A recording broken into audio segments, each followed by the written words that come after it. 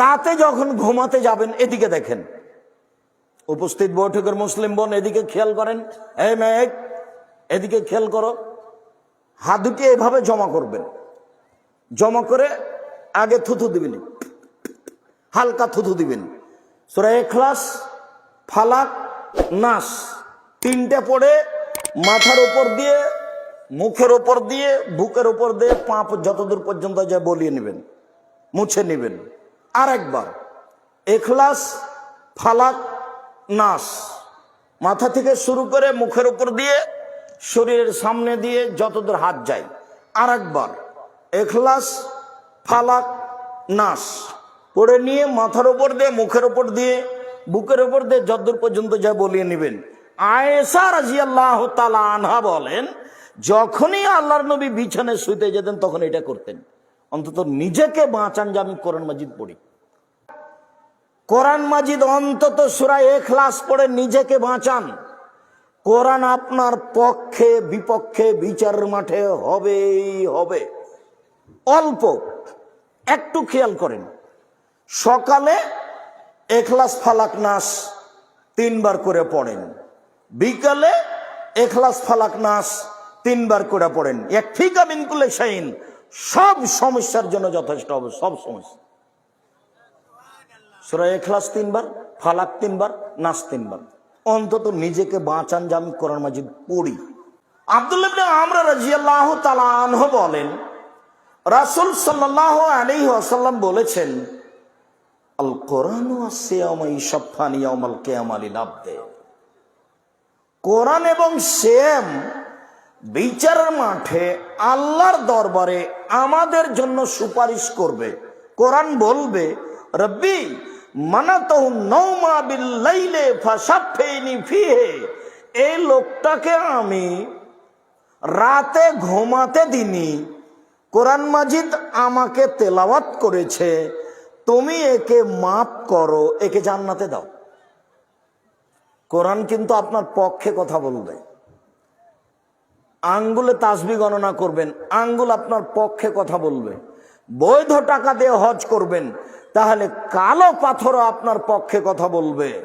কোরআন আপনার পক্ষে কথা বলবে, কোরআন বিপক্ষে যেতে পারে। আল কোরআন হুজ্জাতুল লাকা আলাইকা, কোরআন তোমার পক্ষেও হতে পারে, কোরআন তোমার বিপক্ষেও হতে পারে। কোরআন তোমার পক্ষেও হতে পারে, কোরআন তোমার বিপক্ষেও হতে পারে। একদা আল্লাহ নবী বলছেন, পৃথিবীর মানুষ সঙ্গী সাথী শুনে রেখো, কেউ কি রাতে কোরআনের 3 ভাগের 1 ভাগ পড়তে অসক্ষম পারবে নাকি? তো সাহাবীগণ বলছেন, আল্লাহর নবী কে পারবে? এটা কি সম্ভব? এক রাতে কি আর 10 পারা পড়া যায়? 3 ভাগের 1 ভাগ কি কোরআন মাজিদ পড়া যায়? তখন আল্লাহ রাসূল বলছেন, শোনো শোনো শোনো, সূরা ইখলাস হচ্ছে 1600 কোরআন। সূরা ইখলাস 1 বার পড়লে 3 ভাগের 1 ভাগ পড়া হলো। সূরা ইখলাস 2 বার পড়লে 3 ভাগের 2 ভাগ পড়া হলো। সূরা ইখলাস 3 বার পড়লে কোরআন মাজিদ গোটাটাই পড়া হলো। একবারে নেকি লুটে নেন, শ্বাস বন্ধ হয়ে গেলে সব পাবেন, নেকির অভাব নাই। নেকি একবারে ব্যাগ ভর্তি করে নেন, নেকির অভাব নাই। ধরে কে, বলবে কে? আজকে যদি আপনি সিদ্ধান্ত নেন প্রত্যেক দিন ঘুমানোর সময় সূরা ইখলাস 3 বার বলবো, এটা যদি সিদ্ধান্ত নেন, একটানা 3 দিন টিকা কঠিন আছে। 3 দিন, 7 দিন টিকা কঠিন আছে। আজকে শুরু করেন ইনশাআল্লাহ, আজকে শুরু করেন ইনশাআল্লাহ। টিকা থাকা কঠিন, মানুষই টিকা থাকতে পারবে। টিকা থাকা কঠিন, মানুষই টিকা থাকতে পারবে, গরু ছাগল পারে না। যখনই পড়তে বসেছেন, 1 বার হয়েছে, নাতি দড়িয়ে এসে কোলে উঠে বলছে, দাদি আপনাকে ডাকছে, দাদি আপনাকে ডাকছে, দাদি আপনাকে ডাকছে। তাড়াহুড়া করে আপনি চলে গেলেন, পড়াই ভুলে গেছে। এটা হলো পরিবেশ, পরিস্থিতি। আল্লাহ বলছেন, ফাইদা ফারাগতা ফানসব ওয়া ইলা রাব্বিকা ফারগাব। মুহাম্মদ সাল্লাল্লাহু আলাইহি সাল্লাম, আপনি যখন দুনিয়াবি কাজ থেকে অবসর হবেন, দুনিয়ার অনেক ঝামেলা, এই সেই কত হাঙ্গামা দাঙ্গামা, এই সেই সব বাড়ি ঘর অনেক কাজ, যখন আপনি দুনিয়াবি কাজ থেকে অবসর হবেন, তখন আপনি কঠোর শ্রমে ইবাদতে আত্মনিয়োগ করুন। ইবাদত হলো কঠিন কাজ, টিকে থাকা যায় না। কঠিন কাজে আত্মনিয়োগ করুন, আর আপনি আমাকে যা বলবেন তা বিনয়ের সাথে কান্নাকাটি করে বলুন। মুহাম্মদ সাল্লাল্লাহু আলাইহি সাল্লাম, আপনি আমাকে যা বলবেন তা বিনয়ের সাথে কান্নাকাটি করে বলুন। হুমসি খেলি কিছু বলে পাওয়া যায় না। গভীর রাতে 2 রাকাত সালাত আদায় করে কান্নাকাটি করে বলতে হবে, বলার ঢং। যদি হাত তুলে দোয়া করেন, হাত তুলে দোয়া করা উচিত। যদি স্বাভাবিকভাবে চান তাহলে হাতটা এভাবে উঠাবেন, কাঁধ সামনাসামনি। লাগাতেও পারেন, ফাঁকাও থাকতে পারে, কাঁধ সামনাসামনি। আমাকে দাও। আর যদি বলেন এখনই দিতে হবে, তাহলে ইবতিহাল, এভাবে উঠাতে হবে। আগে কি পড়তে হবে? ইসমে আজম, তারপরে দুরুদ পড়তে হবে, তারপরে বলতে হবে আমাকে দাও এটা যেটা চাচ্ছেন। এটা হলো বলার ঢং। দুরুদ না পড়লে আপনার কথাটা উপরে যাবে না। আর প্রশংসা না করলে, ইসমে আজম না পড়লে উনি খুশি হবেন না, আপনার ইবাদত দেখবেন না। যখন আপনি প্রশংসা করবেন তখন হ্যাঁ ঠিক হয়েছে, কি বলছো বলো, কি বলছো বলো। প্রশংসা দিয়ে শুরু করতে হবে। তো চান সহজেই শোনার জন্য প্রতীক্ষমান রয়েছেন। সম্মানিত দিনী ভাই বোন, সূরা ইখলাস 3 বার পড়েন, নিজেকে বাঁচান। কোরআন মাজিদ আপনার পক্ষে কথা বলবে। রাতে সূরা মুলক পড়ে শোন, তাহলে কবরের শাস্তি হবে না, মাপ।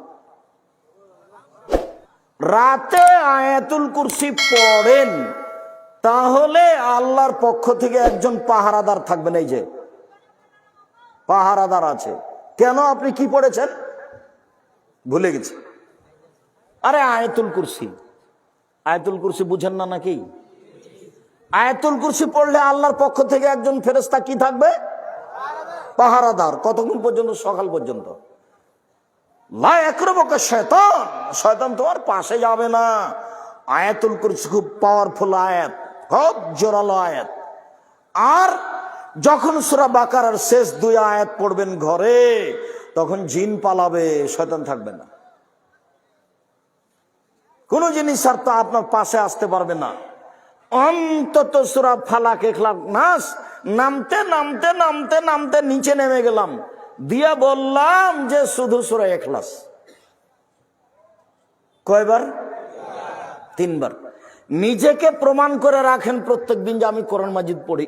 অন্তত নিজেকে বলে রাখেন যে আমি কোরআন মাজিদ পড়ি, অন্তত সূরা ইখলাস প্রতিদিন পড়েন। কোরআন 1 পৃষ্ঠা 2 পৃষ্ঠা।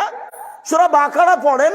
আল্লাহ রাসূল বলছেন সূরা বাকারা পড়ে যে তার বাড়িতে বরকত নাযিল হবে, ব্যবসা বাণিজ্য নিরাপদে থাকবে, অর্থ সম্পদ বেশি হয়ে যাবে। আর সূরা বাকারা পড়ে না যে তার উপরে হাসরাত, অপমান, ক্ষতি, লস, ঝামেলা, সমস্যা সব নেমে আসবে সূরা বাকারা না পড়লে।